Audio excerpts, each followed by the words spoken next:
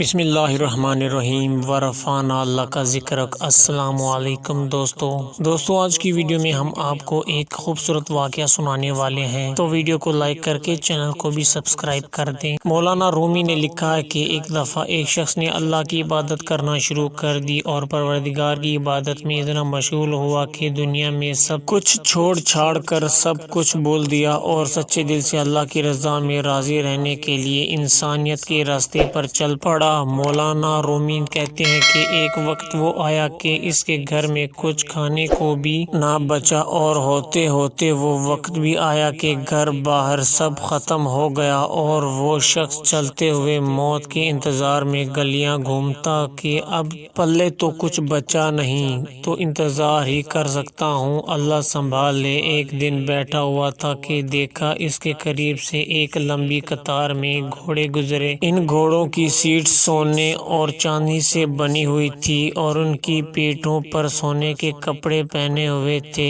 ان گھوڑوں پر جو لوگ بیٹھے تھے وہ کسی شاہی گھرانے سے کم نہ لگتے تھے۔ ان کے سر پر سونے کی ٹوپیاں تھیں اور ایسے معلوم ہو رہا تھا کہ کوئی بادشاہ جا رہے ہیں۔ اس شخص کے دریافت کرنے پر اسے بتایا گیا کہ یہ 7 گاؤں میں ایک بادشاہ ہے، یہ سب اس کے غلام ہیں اور بادشاہ کے دربار میں جا رہے ہیں۔ وہ شخص کچھ دیر حیران ہوا کہ یہ حالت غلاموں کی ہے تو بادشاہ کی کیا حالت ہوگی۔ اس نے آسمان کی طرف سے اٹھا کر کہا، میرے بادشاہ، میرے مالک، میرے اللہ، شکوہ تو تجھ سے نہیں کرتا، لیکن اس بادشاہ سے ہی غلاموں کا خیال رکھنا سیکھ لے۔ اتنی بات کہہ کر وہ شخص چل دیا۔ کچھ دن گزرے تو ایک بزرگ آئے اور اس کے بازو پکڑ کر اسے ایک جگہ لے گئے جہاں وہی غلام، وہی گھوڑے تھے، اور دیکھتا کیا ہے کہ کسی گھوڑے کی ٹانگ کٹی ہوئی ہے، کسی غلام کا دھڑ گھوڑے کی پشت پر پڑا ہوا ہے، کسی غلام کے ہاتھ کٹے ہوئے ہیں، کسی کے سر سے خون نکل رہا ہے، کوئی گھوڑے کو زخمی حالت میں واپس لے کر جا رہا ہے۔ وہ شخص حیران ہوا اور بزرگ سے پوچھتا،